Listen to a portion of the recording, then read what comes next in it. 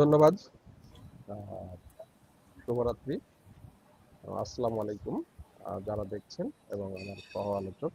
আমার কথা বোধহয় শুনতে পাচ্ছেন আপনারা? জি, শুনতে পাচ্ছি আপনাকে। আচ্ছা। আপনি যে প্রশ্ন করলেন, প্রশ্নটা আসলে একটু আমি এভাবে বলি। দেখেন, আমাদের কিছু ধারণাগত ভুল আছে। সেটা হলো, আজকে যে যুদ্ধটা হচ্ছে, এই যুদ্ধটা কিন্তু ইরানের আজকের যুদ্ধ না। বিপ্লব পরবর্তী মানে 1979 সাল থেকে শুরু করে এই 2026 সালের এই যে মানে গত মাসের যুদ্ধ শুরুর আগ পর্যন্ত যে দিনগুলো পার হয়েছে, এই প্রতিটা দিন ইরানিরা জানতো যে এরকম একটা দিন তাদের জীবনে আসবে। প্রতিটা দিন তারা জানতো, প্রতিটা ঘন্টা তারা জানতো, এবং প্রতিটা মিনিট তারা ভেবেছে যে একদিন আমেরিকা এবং ইসরায়েল তাদের উপরে এইভাবে আক্রমণ করবে। এবং আমি আমি নিজে যখন ওখানে গিয়েছি, তেহরানে গিয়েছি কয়েকবার, আমি ওদের মুখে এই কথাটা বারবার শুনেছি। এবং ওরা প্রত্যেকটা দিন এটা নিয়ে ভেবেছে, এবং কিভাবে এই হামলা থেকে রক্ষা পাওয়া যাবে সেটাও তারা ভেবেছে, এবং সেই পদ্ধতিগুলো তারা তৈরি করেছে। এবং আপনি অবাক হবেন, বা এটা অবাক হওয়ারও বিষয় না, যে ইরানিরা এটাও জানে যে কোনো না কোনো দিন ইসরায়েলি অ্যাটম বোমা বা আমেরিকান অ্যাটম বোমা তাদের উপর পড়তে পারে।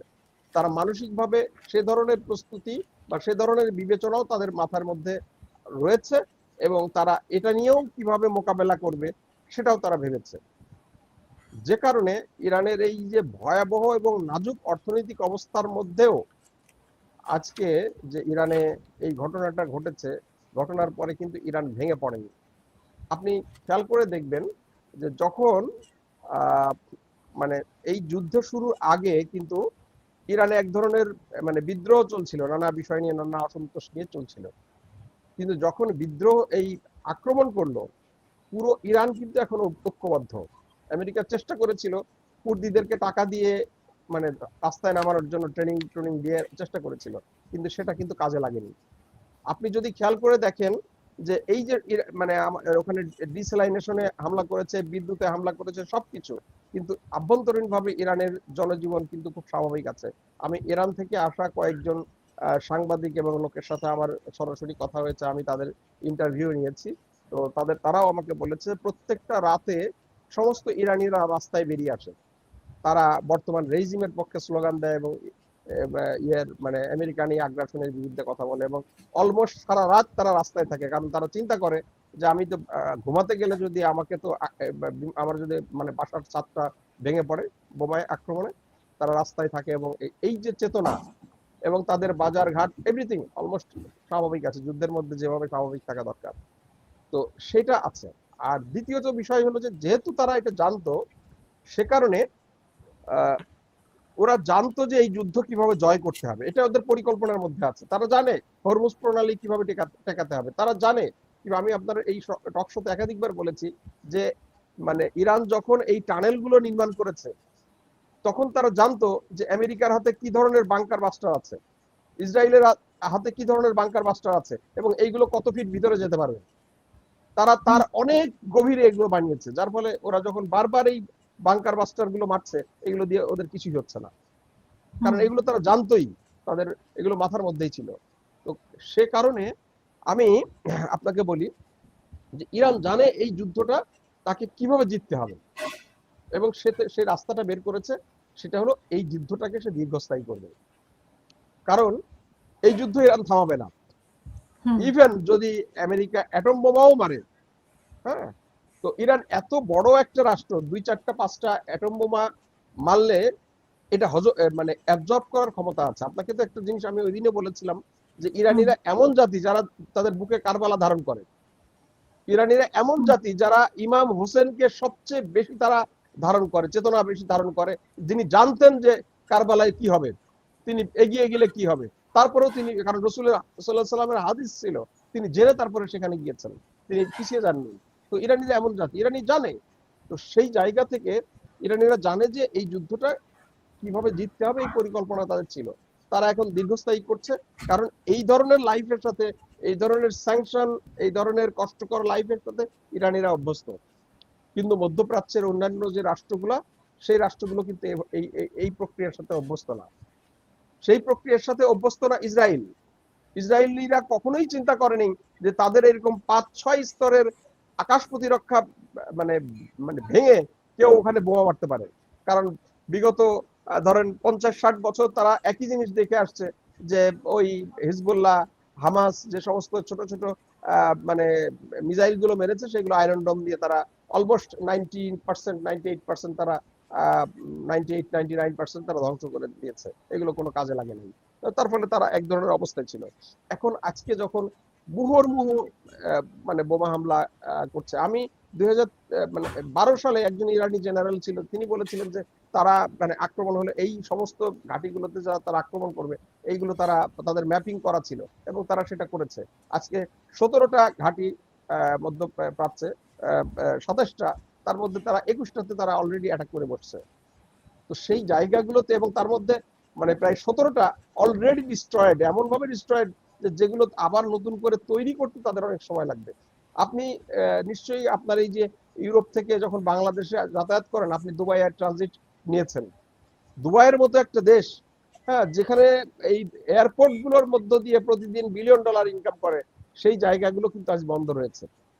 সারা বিশ্বের মানে ইভেন আমেরিকার যারা মানে ধনীরা, ইউরোপের ধনীরা, রাশিয়ার ধনীরা, তারা তাদের ওইখান থেকে ছেড়ে তাদের বিলাসবহুল জীবনযাপনের জন্য তারা দুবাইয়ে ইনভেস্ট করেছে, দুবাইয়ে রিসোর্ট কিনেছে, পাম জুমেরিয়া, পাম বিচ এবং এই সমস্ত বুর্জ আল খালিফা, এই সমস্ত বুর্জ আল দুবাই, এইসব জায়গায় তারা ফ্ল্যাট কিনে বা ইয়ে কিনে তারা সময় কাটায়।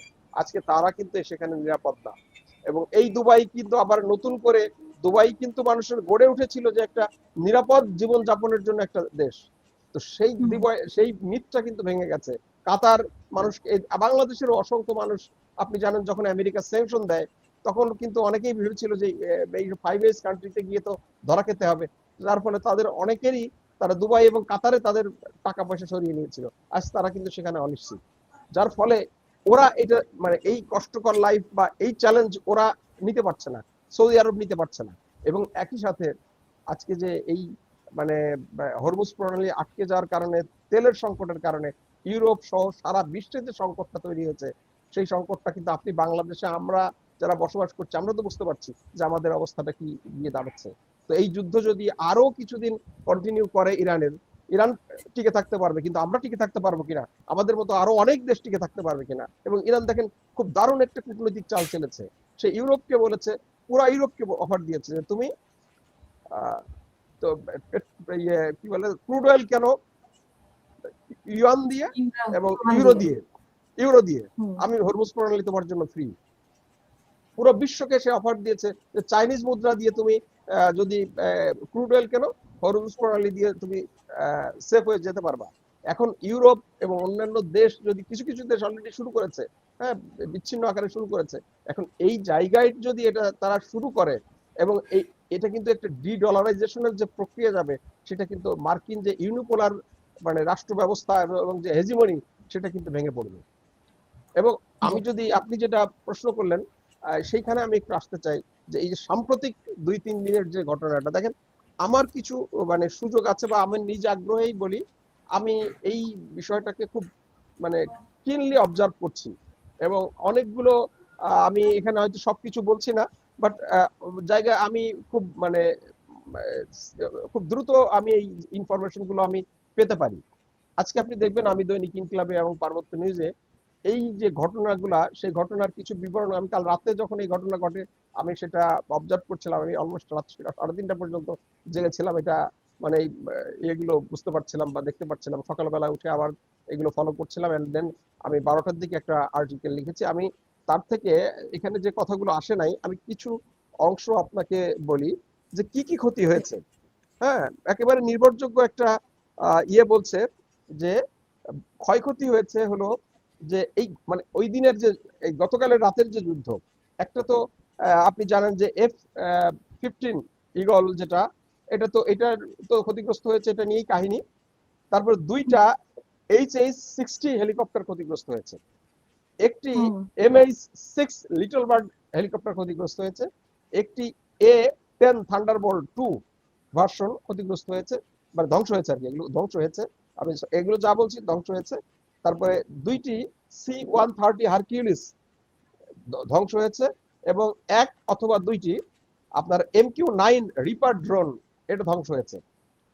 আর সম্ভাব্য বা এটা কনফার্ম হওয়া যায়নি এরকম হলো যে একটি F-16 ফালকন, এখানে এটা জরুরি সংকেত দিয়েছে, ধারণা করা হচ্ছে এটা ক্ষতিগ্রস্ত হয়েছে। একটি KC-135, যেটা ওই যে উনি কিছুক্ষণ আগে বললেন যে ইয়ে নিতে আসছিল, মানে ট্যাঙ্কার, হ্যাঁ, সেটা ক্ষতিগ্রস্ত হয়েছে। এবং একটি A-10 থান্ডারবোল্ট 2 জরুরি অবতরণ করেছে ক্রেতে, তো মনে হচ্ছে যে সেটাও ক্ষতিগ্রস্ত হয়েছে। তো প্রশ্নটা হলো এই, আমাকে কিছুক্ষণ আগে একজন আমার এই লেখায় কমেন্ট করলেন যে তারপরেও তো আমেরিকা ওনাকে উদ্ধার করে নিয়ে গেছে, হ্যাঁ, তো আমেরিকার তো এখানে বিজয়ী হয়েছে। তো আমি বললাম যে দাবা খেলায় যদি কেউ বোর্ডে খোয়া দিয়ে যদি মানে বা এখনো হুমকি দিচ্ছে